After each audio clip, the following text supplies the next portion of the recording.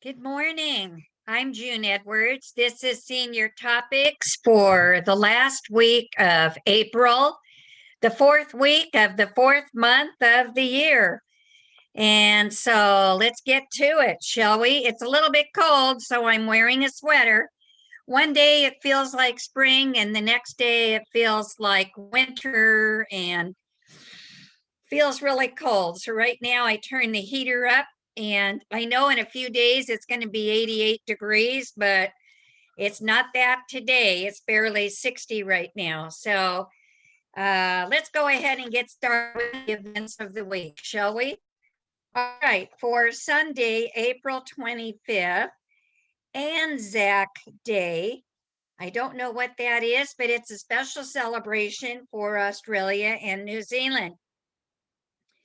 Also on the 25th, the Hubble telescope was launched in 1990, and we've gotten some fantastic pictures from that.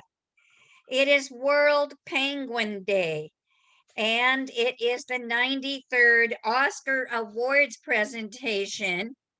They seem to not be doing too well with ratings lately. They're getting a smaller and smaller audience and more one type of people watching them. So if you are into the Oscars, that's what happened that day. The 26th, Hug a Friend Day, and give yourself a hug too. You can be a friend to yourself and like yourself. It is also National Pretzel Day, and it is the day that the seismologist Charles Richter was born in 1900. He's the one who invented the earthquake seismology scale. And it's very important to find out, is your earthquake at 3.0? If it's a 5.0 or a 6.0, those start causing some damage in our area. A 7 point is pretty serious, and anything above an 8 point, you're going to have significant damage. They've also, in California, they've got an early warning system. Well, it's not that early, it's about 10 seconds before the quake. So you barely have time to dash to a place of safety to protect yourself from falling debris. But that's important. 10 seconds is better than nothing. I think if you watch the birds and you watch your dogs, your animals are as good as all the millions they've spent on their early warning system. But they'll keep working on it and it'll get better and better, I'm sure. The 27th is Tell a Story Day. And we all have our stories to tell, that's for sure. And I have a few to tell you as well. It is also Babe Ruth Day. Did you know that before Babe Ruth was famous, he played in the minor league? They played a game in Brea, and where they played has now been covered over by a parking lot. That's Southern California for you. We don't have the respect for history, even for someone as great as Babe Ruth. Like they have back east, they have a lot more tributes and, monuments to various historical events. But the fact that he did play a game in Brea and he hit some homers that day, that was back in the 1920s, and you have to go through the old newspaper files to find it, but it's there.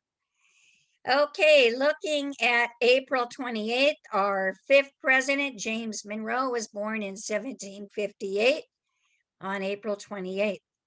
It is also National Blueberry Pie Day, and you may have heard that blueberries are one of the 7 power foods. Really good for brain health awareness. It's an antioxidant. It helps combat cancer. It won't cure it, but it helps combat the start of it at the cellular level. And it does a bunch of other good things, helps your eyesight. And it just makes me feel healthier when I have my blueberries in the morning. Not in pie, but I do like the blueberries. Also, something else that's blue, it is Denim Day. And there's nothing more comfortable, at least to me, than a pair of good, well-worn jeans. In fact, the young people have made it a fashion to wear the scruffy old jeans. The scruffier they are, and they age them on purpose, the more expensive they are. I prefer to wear them out myself and keep them around. And during the lockdown time, I've worn my jeans a lot. Very comfortable. So, Denim Day on April 28th. April 29th, Zipper Day. The zipper was patented by Gideon Sunback in 1913. So we have had zippers to zip up our dresses, zip up our pants, zip up our jackets, zip our purses shut. I mean, think of all the different ways in which you use a zipper. And if you get arthritis in your fingers, they have these special handles for zippers that make them easier to open and close. I'm going to sneeze here. Excuse me. I hate it when I feel it coming on. I just want it to get over with. Oh, it's allergy season, you guys. What can I say? I hope you have your hot coffee out with you. I got mine out. Something else about the 29th that I think is fun. It's International Dance Day. So get on a good aerobics tape. And when nobody's looking, dance like you're dancing your life out. And it's such good exercise. And it stirs up those phenomes that are the feel good hormones. It just makes you feel so much better all over. The 30th, the last day of April, Arbor Day, where they're going to plant more trees, and the trees breathe in the carbon dioxide and breathe out the oxygen, and it just makes us feel better when we have trees around us, especially for shade. It is also the anniversary of the Louisiana Purchase that Thomas Jefferson brokered a really smart deal with France, and it doubled the size of our country. And that was in 1803. Along with that International Dance Day on the 29th, on the 30th, International Jazz Day. Oh, think of the Louis Satchmo, they called him. And who are some of the other jazz greats that we love to remember and dance to? I don't think jazz will ever go away. I mean, every country in the world has some form of jazz. And then the last one, National Honesty Day. And we'll be talking more about that. Okay, so let's go back to the 25th. I want to talk to you a little bit about the Hubble telescope. On April 24th, 1990, the Hubble Space Telescope was launched into space, launched into orbit by NASA. NASA is an acronym for National Aeronautic and Space Administration. And it was taken up when they still were using shuttles. And that time it was on the shuttle Discovery. It was a gigantic telescope, and it was named after the American astronomer Edwin P. Hubble. It is so powerful, even today, 30 years later. It has allowed scientists to view images of planets, galaxies, black holes, and other outer space phenomena. The telescope can be visited by different spacecraft for upgrade and repair. And since its launch, 5 shuttle missions have carried astronauts to Hubble. I believe the 6th one just left a week or so ago. It doesn't even make the news so much anymore. It's become rather commonplace, but it's a wonderful thing. It remains in operation today. You can check out amazing images if you go to HubbleSite.org. Hubble, HubbleSite.org. So get your activity director, or if you have your own smartphone or an iPad and you're hooked to a computer somehow, you can go out of this world in your imagination looking at what the Hubble has done. I have a picture of it here from my newspaper. Let's see if you can just see. See, you can see what it looks like there. And there's no pollution out there or atmospheric dust or anything like that. So it has some of the best pictures in the world of out of this world. Okay, going on. You know, I told you some of the different things about April. It is Defeat Diabetes Month. It is Fresh Tomato Month, and I've got my tomatoes in. I hope if you're doing a container garden in your room or on your balcony that you've got some in. It is Jazz Appreciation Month. It is National Decorating Month, National Humor Month, which was kicked off by April Fool's Day, National Pecan Month, and National Poetry Month, and also Stress Awareness Month. And also we had Earth Day on April 22nd, just a few days ago. I want to look at something about poetry, and I found an article entitled, What Good is Poetry? Well, it is a great stress reliever, and stress is so damaging to the brain. And we like to talk about brain health awareness in our class and ways that we can keep our brains healthy or help them become healthier. So we're going to look at poetry. This is an article by Sean Fitzpatrick in a weekly newspaper called the Epoch Times. Maybe you subscribe to it. Has great articles about the news around the world and also many, many self-help articles. So poetry is known for its good gifts. Good gifts.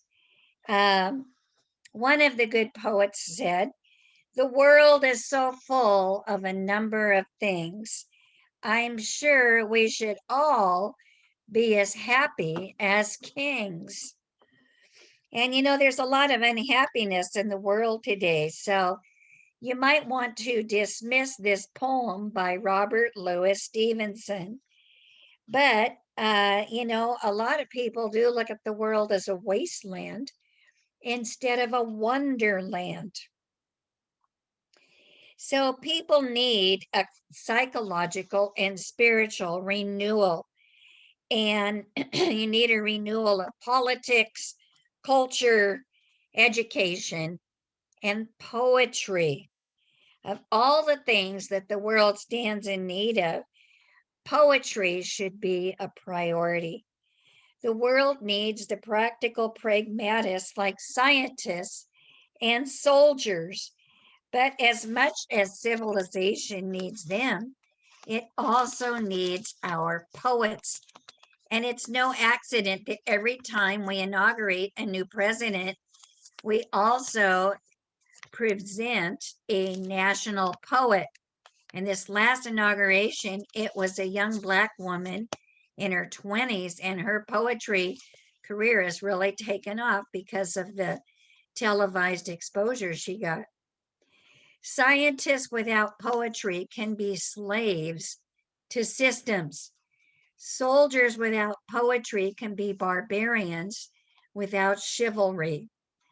A people without poetry cannot preserve their culture because the charm and glory of faith, life, nature, and art shines with poetry. Without poetry, there are some really bleak finalities. Without poetry to express the goodness, truth, and beauty in our world, it's less hopeful that we can ever have our peace and purpose. So it offers us a window through which we can view the world in a new way. So I'm looking here to see. I know that April is National Poetry Month, and I'm looking to see, do we have a poem in here? You know what? I have a poet, a friend of mine who's a poet. She sent me a self-published book that she put together, Poems for All Seasons by my friend Mary Raymond. And her sister helped her publish this during the lockdown. So let's look at the month of April and see. Fill it up. Nature must abhor a vacuum. It's a proven fact, they say. When I clean, because I lack room, chaos crowds in right away. Tables buried under rubble, books and magazines galore. Though it's hardly worth the trouble, clear them off, and soon there's more. Useless junk inside a cupboard may be tossed to make some space. Just as fast as it's discovered, twice as much takes its space. Rain makes puddles out of potholes, fills the gutters, soaks the land, so that ponds and lakes are not left holes. These are things I understand.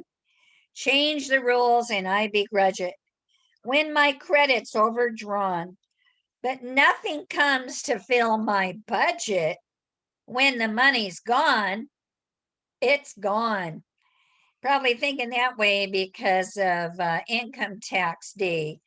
You know, the deadline was April 15th, but I heard an announcement on the radio this morning. They're expanding the deadline and postponing it to May 17th. So they're really giving you a break if you haven't had a chance to file your taxes yet. Here's another one. April's here, it's spring at last. Days are longer, winter's past, except for today.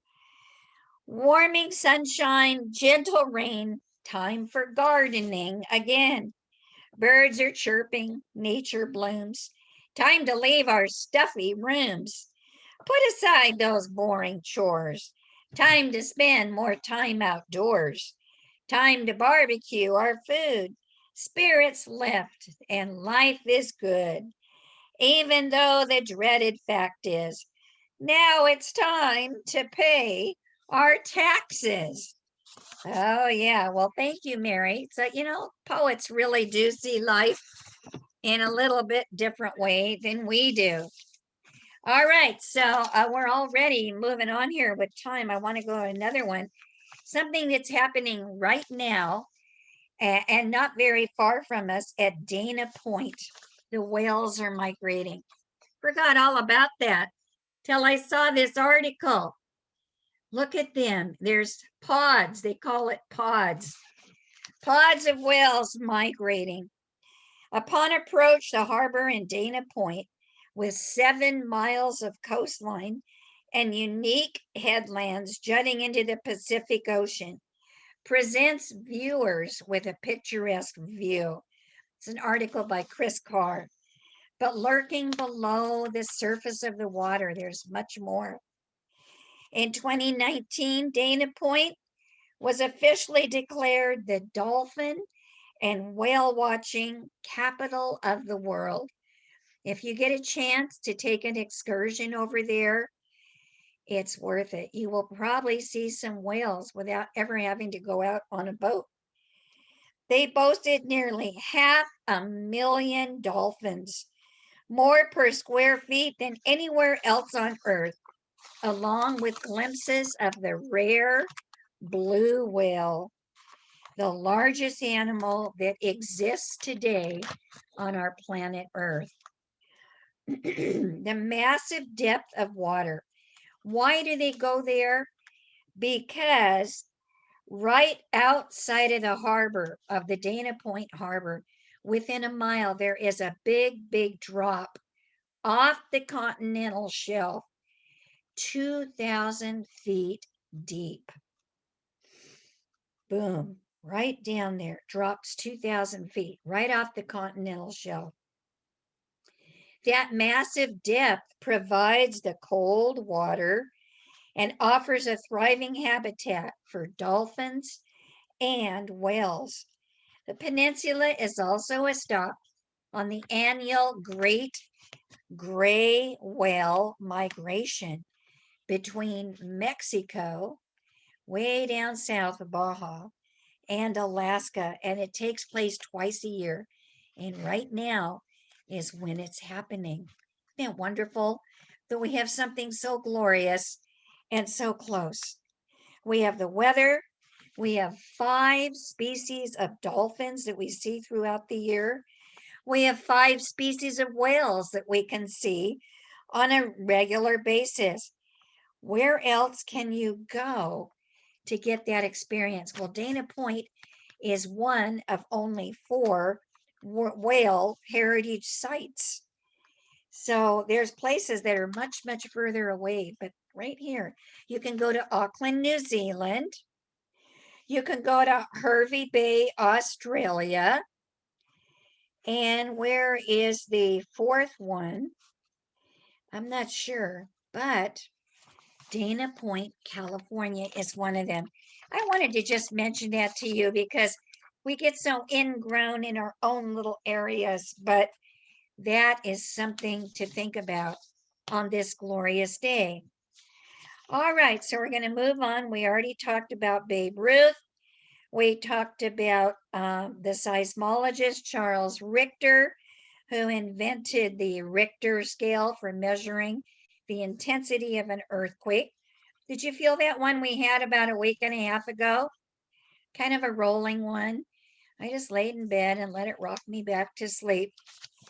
Now I want to go on and I want to talk to you about Honesty Day. Honesty Day is a day on April 30th. And it was an author, a man researching how many lies are told on a regular basis, that decided we needed a day to really emphasize staying honest or being honest.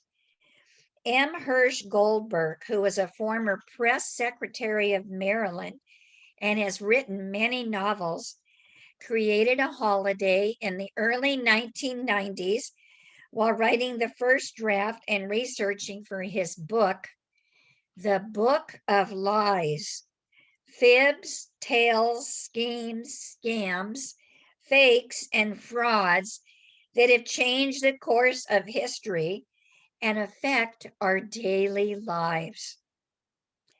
The book was published in May 1991, and it describes the lies that are told every day from the beginning of time. Goldberg felt that Honesty Day should be at the end of the month of April because from April 1st and onward are many tricks and deceitful lies and pranks because of April Fool's Day. Critics said, oh, Goldberg came up with a holiday to sell more books. But other people believe, no, we do need a National Honesty Day to commemorate when one of our heroes is actually an honest and truthful person. Noble leaders such as George Washington and Abraham Lincoln. Many people believe this is the day, which is April 30th, that we should tell stories of great honesty. Sometimes it costs people to tell the truth instead of making up a white lie. But Honesty Day is to encourage truth and honesty. It's also a campaign for prevention against deceitful lies like Bernard Madoff's Ponzi scheme or in France, the Dreyfus affair. It's to urge politicians to stay away from lies and tell the truth. Every April 30th, the author Goldberg himself gives out honesty awards to companies, organizations, groups, and individuals who have remained truthful to their people. And a recent Gallup poll found that nurses are considered the most honest people. That's before a priest or a pastor. In contrast, lobbyists, salesmen, and members of Congress are supposedly the least honest of the people. They say the average person lies about 200 times a day, with little white lies or just omitting and leaving out the truth of something. A poll conducted by London's Science Museum on 3,000 British citizens said the average British man tells 3 lies a day.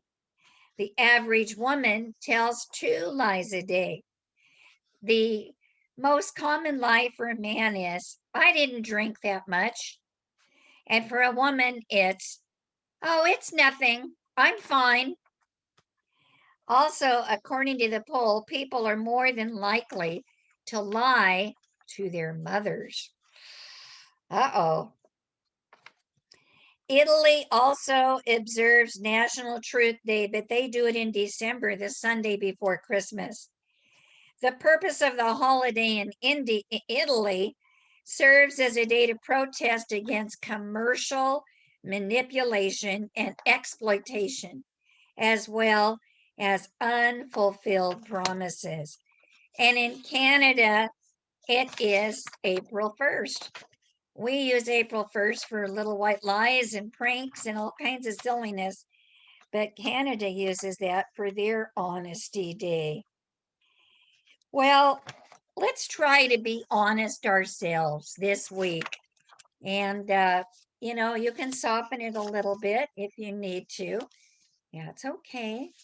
That's okay.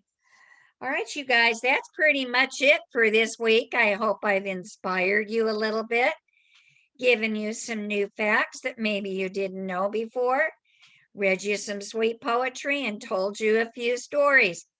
All of them true. Scout's honor. Okay, I want you to have a wonderful rest of your week, and we'll be back again next week. Goodbye.